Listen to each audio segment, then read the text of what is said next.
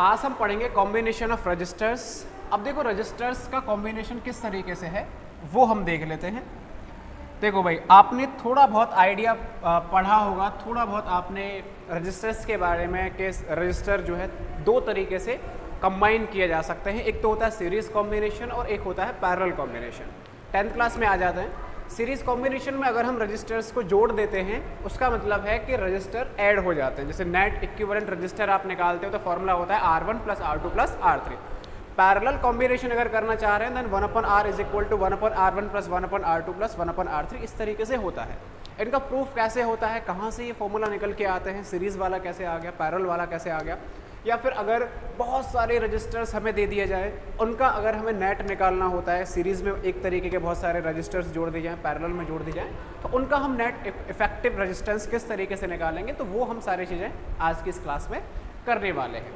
तो देखिए कॉम्बिनेशन अगर देखा जाए तो कितने तरीके से होता है भाई, दो तरीके से होता है। पहला है हमारा सीरीज कॉम्बिनेशन। तो फर्स्ट है सीरीज कॉम्बिनेशन, और जो दूसरा वाला होता है वो कौन सा होता है भाई, सेकंड है पैरेलल कॉम्बिनेशन। तो कौन सा हो जाएगा, पैरेलल कॉम्बिनेशन हो जाएगा। तो एक है सीरीज कॉम्बिनेशन, दूसरा है पैरेलल कॉम्बिनेशन। सीरीज कॉम्बिनेशन का मतलब होता है ऐसा कॉम्बिनेशन जहां पे रजिस्टर्स को किसी एक ही वायर से डायरेक्ट जोड़ दिया जाए। जैसे पहला रजिस्टर, फिर उसी से दूसरा, तीसरा, चौथा, पांचवा, छठवां लगातार उसी वायर से कनेक्ट कर रखा है, यानी सेम सभी के सभी रजिस्टर्स में जितनी भी रजिस्टर्स आपने जोड़े हुए हैं उनमें अगर इलेक्ट्रिक करंट सेम पास कर रहा है, इलेक्ट्रिक करंट क्या पास करे भाई, सेम पास करे, तो इलेक्ट्रिक करंट अगर सेम पास कर रहा है इसका मतलब है वो सीरीज कॉम्बिनेशन है। तो यहाँ पे करंट की वैल्यू क्या होती है, सेम होती है। लेकिन अगर मैं बात करूँ पैरेलल कॉम्बिनेशन की, तो पैरेलल कॉम्बिनेशन का मतलब होता है अलग अलग वायर से जो है रजिस्टर्स जुड़े हुए होते हैं। एक वायर है उससे दूसरा अलग से जुड़ा हुआ है, तीसरा अलग से जुड़ा हुआ है, that is called parallel combination. और पैरेलल कॉम्बिनेशन में अगर हम देखें तो यहाँ पर देखो क्या होता है, यहाँ पे करंट अलग अलग जाएगा लेकिन वोल्टेज जो होते हैं वो जो है सेम हो जाएंगे। यानी यहाँ लिख सकता हूँ कि वोल्टेज या पोटेंशियल डिफरेंस दोनों का क्या होगा, पोटेंशियल डिफरेंस की जो वैल्यू होती है, पोटेंशियल डिफरेंस की जो वैल्यू होगी वो कैसी होगी हमारी भाई, सेम होगी। तो यहाँ पे I की वैल्यू सेम रहेगी, हर जगह इलेक्ट्रिक करंट की वैल्यू कैसी रहेगी, सेम रहेगी, और उस तरफ वोल्टेज यानी V जो है हमारा उसकी वैल्यू कैसी रहेगी भाई, सेम रहेगी। तो इस तरीके से हम पहचान सकते हैं सीरीज कॉम्बिनेशन को और पैरेलल कॉम्बिनेशन को। एक बार जोड़ के मैं बता देता हूँ। जैसे रजिस्टर इस तरीके से जोड़ दिए जाए, एक ही वायर से पहला रजिस्टर, दूसरा रजिस्टर, तीसरा रजिस्टर, ऐसे करके अगर जुड़े हुए हैं, this is R1, R2, R3, तो किसी भी पॉइंट के बीच में this is A and this one is B, तो इसको आप क्या बोल सकते हो कि ये सीरीज कॉम्बिनेशन है। हो सकता है 2 रजिस्टर हो, 3 हो, 4 हो, 5 हो, 10 हो, 20 हो, कितने भी रजिस्टर हो सकते हैं, तो ये सीरीज कॉम्बिनेशन है। अगर मैं बात करूं पैरेलल कॉम्बिनेशन की, तो पैरेलल कॉम्बिनेशन कुछ इस तरीके से होता है, this is 1 and this is second and this one is third register. तो R1, R2 एंड R3 ये A है और ये क्या है भाई, B है। A और B के बीच में अगर 3 रजिस्टर्स जुड़े हुए हैं, तीनों के तीनों कैसे हैं, पैरेलल में है, तो this is series and this one is parallel. तो इस तरीके से आप इनको कॉम्बिनेशन को देख सकते हो। अब बात आती है कि हमारे घरों में जितनी भी यहाँ पर डिवाइसेस चल रही हैं, ये सीरीज कॉम्बिनेशन होता है या पैरेलल कॉम्बिनेशन होता है, बताइए भाई कौन सा होता है, पैरेलल होता है। पैरेलल कॉम्बिनेशन यानी एक वायर से दूसरा वायर खिंचा हुआ है, फिर तीसरा है, चौथा है, हर एक का पंखे का वायर अलग जा रहा है, लाइट का अलग है, इन सभी का अलग अलग हम देते हैं ना, पंखे का स्विच अलग है, लाइट का अलग है, ये सब ये इस कॉम्बिनेशन को आप कौन सा बोलोगे, पैरेलल कॉम्बिनेशन बोलोगे। तो घरों में पैरेलल कॉम्बिनेशन होता है। सीरीज कॉम्बिनेशन की अगर बात की जाए वो होता है कि एक ही वायर से अगर बहुत सारे बल्ब जैसे जोड़ दिया जाए तो वो सीरीज कॉम्बिनेशन है। जैसे आपने देखा होगा जब घरों पे लीड जो लगाई जाती है दिवाली वगैरह पे सजाने के लिए, तो जो लीड लड़ी होती है उसमें जो बल्ब जुड़े हुए होते हैं वो कौन सा होता है, सीरीज कॉम्बिनेशन होता है। एक ही वायर होता है, एक वायर में जो है बहुत सारे बल्ब जुड़े होते हैं, सीरीज कॉम्बिनेशन है। अब आप उसमें देखते हो कि हरे रंग के बल्ब अलग होते हैं, लाल रंग के अलग होते हैं, ब्लू कलर के अलग होते हैं। तो लाल लाल वाले जितने भी हैं वो सीरीज में हैं, ब्लू ब्लू वाले जितने भी हैं वो सीरीज में हैं, मतलब अलग अलग तार होगा, अलग अलग कलर का तार अलग अलग हो सकता है। इसीलिए वो जो है ना, आपने देखा होगा कि एक बार कभी कभी लाल वाले जल गए, एक बार कभी कभी हरे वाले जल गए, कभी कभी दोनों में इलेक्ट्रिक करंट जा रहा है तो लुप लुप होता रहता है, कभी लाल नीला पीला हरा, वो सब के सब जलते रहते हैं। लेकिन अगर आपने एक ग्रीन वाला बल्ब तोड़ दिया बीच में से, तो जितने भी ग्रीन वाले बल्ब हैं कोई नहीं जलेगा। क्यों? क्योंकि सारे के सारे कैसे होते हैं, सीरीज में है। एक को अगर तोड़ दोगे, हाँ लाल वाला जल रहा होगा, आपने कौन सा तोड़ा था, हमने कौन सा तोड़ा था, ग्रीन तोड़ा था ना, तो ग्रीन को अगर तोड़ दिया जाए तो ग्रीन नहीं जलेगा, बाकी और जल रहे होंगे। अगर आपने येलो वाला तोड़ दिया, येलो वाला यानी जितने भी येलो वाले उस वायर से कनेक्टेड हैं येलो कलर के बल्ब, वो सब जो है जलना क्या हो जाएंगे भाई, बंद हो जाएंगे। क्योंकि सीरीज़ में एक का फ्लो अगर टूट गया, इलेक्ट्रिक करंट आगे नहीं जा पा रहा होगा, इसीलिए जो है कोई भी नहीं जलेगा।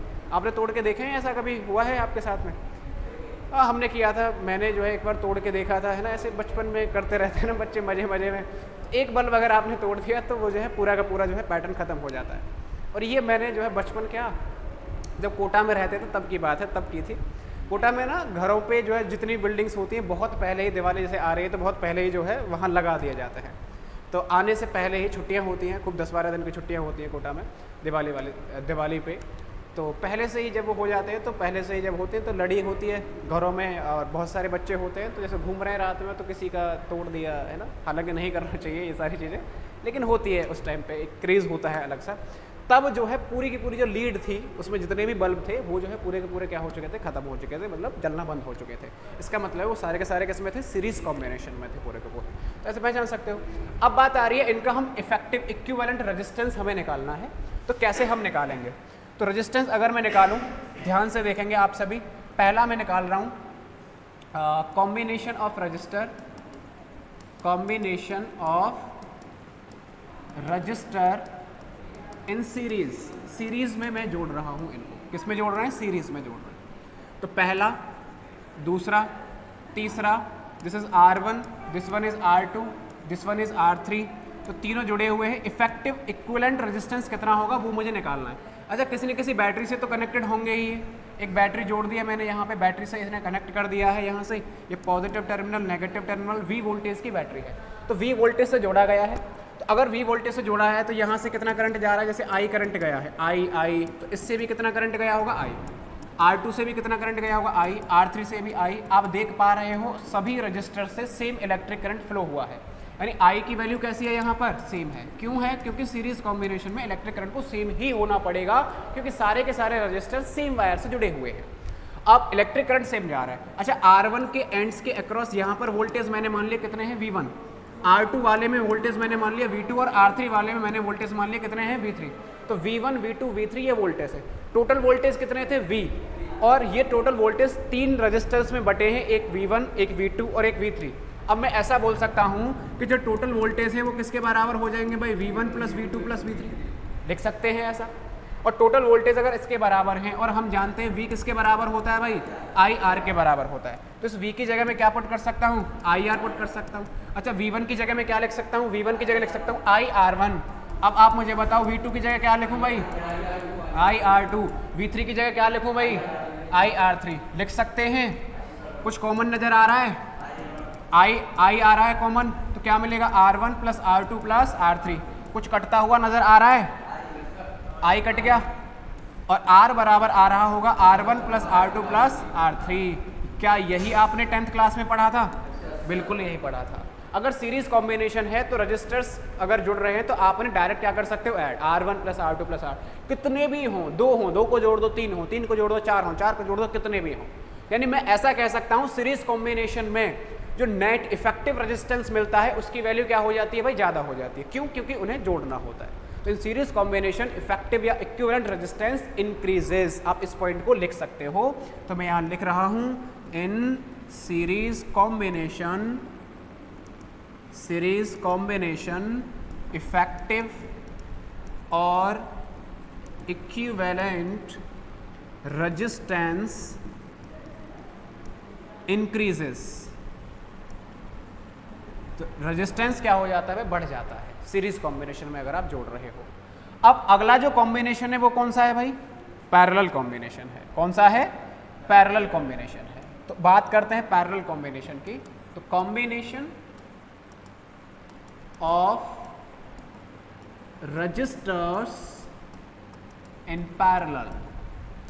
पैरेलल में अगर जोड़ दिया जाए, पैरेलल का मतलब होगा अलग अलग वायर से जोड़े गए हैं। पहला रजिस्टर मैंने मान लिया R1 है, दूसरा हमने मान लिया R2 है, या ऐसा मान लीजिए this one is R1, this is R2 and this one is R3। अब तीनों रजिस्टर किसी न किसी बैटरी से तो कनेक्टेड होंगे ही, जहाँ से इलेक्ट्रिक करंट आ रहा होगा। मैंने इन्हें बैटरी से कनेक्ट कर दिया, यहाँ से इलेक्ट्रिक करंट आ रहा है, और वोल्टेज कितने हैं? V। तो यहाँ से इलेक्ट्रिक करंट मैंने माना कितना गया है? I।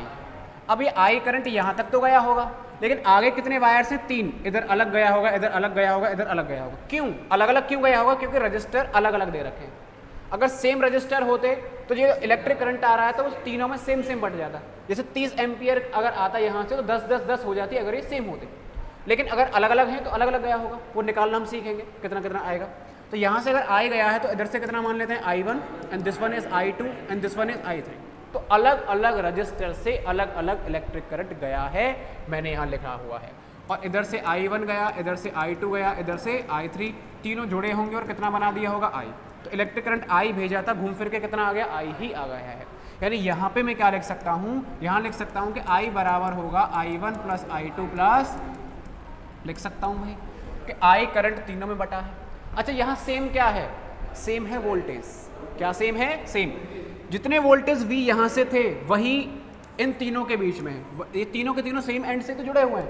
ये वाला भी उसी से जुड़ा है, ये वाला भी उसी से, ये वाला भी उसी से। तीनों रजिस्टर A और B से ही जुड़े हुए हैं, यानी A और B के बीच में जो भी पोटेंशियल डिफरेंस है वही इन तीनों के बीच में पोटेंशियल डिफरेंस है। यानी जो पोटेंशियल डिफरेंस है वो कैसा है यहाँ पर भाई? तीनों के लिए सेम है, इलेक्ट्रिक करंट अलग अलग है। वहाँ पर क्या सेम था? I सेम था, लेकिन वोल्टेज क्या थे? अलग अलग थे। तो यहाँ ऐसा लिख सकते हैं। अब हम फिर से जानते हैं V किसके बराबर होता है? IR। I किसके बराबर हो जाएगा भाई? V/R हो जाएगा।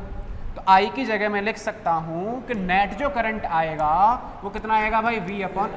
अच्छा I1 कितना होना चाहिए भाई? V/R1। I2 कितना होना चाहिए भाई? V/R2। I3 कितना होना चाहिए? V/R3। बिल्कुल सही है। कुछ कॉमन नजर आ रहा है आपको? V कॉमन आ रहा है तो 1/R1 plus 1/R2 plus 1/R3 यही मिलेगा क्या? कुछ कटता हुआ नजर आ रहा है? बिल्कुल आ रहा है जी। तो 1/R कितना मिलेगा? 1/R1 प्लस 1/R2 प्लस 1/, क्या यही पढ़ा था आपने 10th क्लास में?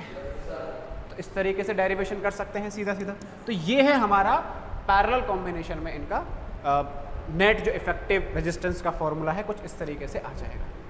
अगर मैं बोलूं कि केवल और केवल हमारे पास दो रजिस्टर दे रखे हैं तो 2 रजिस्टर्स, अगर केवल 2 रजिस्टर हैं तो आपके पास तरीका क्या होगा? 1/R1 बराबर, बच्चे क्या करते हैं? 1/R1 प्लस 1/R2 ऐसा लिखेंगे, एलसीएम लेंगे, उल्टा करेंगे, जब R की वैल्यू निकालेंगे। तो आपको ये डायरेक्ट याद रख लेना है। आप इसे ऐसा लिख सकते हो कि R1, या पहले मैं बता दूँ, पहले चलो बता ही देता हूँ। R1 R2 एलसीएम आएगा, इधर क्या आएगा? R1 plus R2। तो यहाँ से R अगर निकालोगे तो R कितना मिल जाएगा? R1 R2 upon R1 plus R2। तो आपको ये डायरेक्ट याद रखना है कि अगर केवल और केवल 2 रजिस्टर हैं और दोनों का अगर आपको नेट निकालना है तो आप 1/R करके सॉल्व नहीं करोगे, बल्कि क्या याद रखोगे? R is equal to R1 R2 upon R1 plus R2। Okay, इसे अब आप देखो नेट जो रेजिस्टेंस मिलता है पैरेलल कॉम्बिनेशन में, वो बताओ बढ़ जाएगा या घट जाएगा? घटना चाहिए, क्योंकि 1/R करके ऐड हो रहा है। आप इसे एक छोटा सा एग्जाम्पल से भी देख सकते हो। बहुत छोटा सा एग्जाम्पल से मैं दिखा देता हूँ आपको। एग्जाम्पल है कि मेरे पास एक यहाँ रजिस्टर जुड़ा है, एक यहाँ है। ध्यान से बस समझाने के लिए बता रहा हूँ। ये मैंने मान लिया 5 ओम का है और ये मैंने मान लिया 10 ओम का है। This is A and this one is B। आपको नेट रेजिस्टेंस निकालना है तो R कितना आ जाएगा भाई? 5 × 10/5 प्लस 10। डायरेक्ट करोगे आप कितना मिलेगा भाई? 50/15। आप इसे सॉल्व करोगे तो कितना मिलेगा भाई? 10/3 यानी 3.33 समथिंग। यानी जो नेट रेजिस्टेंस मिला है वो पता है कितना मिला है? इससे भी कम है और इससे भी कम है। दोनों जो रजिस्टर जुड़े हुए थे उन दोनों से ही क्या मिला है? कम मिला है। पैरेलल कॉम्बिनेशन के अंदर हमेशा जो इफेक्टिव रेजिस्टेंस मिलता है वो सभी जितने भी रेजिस्टेंस जुड़े हुए होते हैं ना उन सबसे ही कम मिलेगा। जो छोटे से छोटा रेजिस्टेंस होता है ना उससे भी क्या मिलता है? कम मिलता है, इतना कम हो जाता है। लेकिन सीरीज में अगर जुड़े होते तो कितने हो जाते? 10 और 5 15। सीरीज में उन दोनों से ही अधिक मिलेगा। तो सीरीज में ज़्यादा मिलता है और पैरेलल में क्या मिलता है? कम मिलता है। तो इस पॉइंट को आप यहाँ लिख सकते हो। क्या लिखोगे? इन parallel combination effective resistance decreases. Effective resistance क्या हो जाता है भाई? यहाँ पे डिक्रीज हो जाएगा। तो पैरेलल कॉम्बिनेशन के अंदर इफेक्टिव रेजिस्टेंस डिक्रीज हो जाएगा। समझ में आया? यहाँ तक कर लेंगे। ओके, आगे अब इसके स्पेशल केसेस बन जाते हैं। स्पेशल केसेस कौन से बनेंगे भाई? कि अगर n आइडेंटिकल रजिस्टर दे दिए जाएं, n आइडेंटिकल, और वो सीरीज़ में जोड़ दिए जाएं या फिर पैरेलल में जोड़ दिए जाएं, उनके लिए हम कैसे निकालेंगे। तो मैं लिख रहा हूँ N identical resistors in series. तो एन आइडेंटिकल रजिस्टर्स अगर सीरीज में है, एन है, कितने हैं, एन है, तो आप डायरेक्ट फॉर्मूला अप्लाई कर दोगे। आर जो सीरीज का इफेक्टिव निकल के आएगा वो क्या होगा भाई, आर प्लस आर। कितनी बार जुड़े होंगे भाई ये, एन बार। ये कितनी बार आ रहा है, एन टाइम्स आ रहा होगा। इन्हें अगर आप ऐड करोगे तो आर एन बार आ रहा है। बताना कितना आना चाहिए, एन आर हो जाएगा भाई। 2 बार होता था 2 आर, 3 टाइम्स होता है 3 आर, 4 टाइम्स होता है 4 आर, 5 टाइम्स है 5 आर, एन बार है तो एन आर। तो ऐड करोगे तो कितना मिल जाएगा, एन इंटू आर। यानी सीरीज कॉम्बिनेशन में जो इफेक्टिव रेजिस्टेंस का फॉर्मूला मिलता है वो कितना मिल जाएगा, एन आर के बराबर आ जाएगा। सीधा सीधा है, बहुत छोटा सा है। अगर यही पैरेलल कॉम्बिनेशन में होता, एन या एन आइडेंटिकल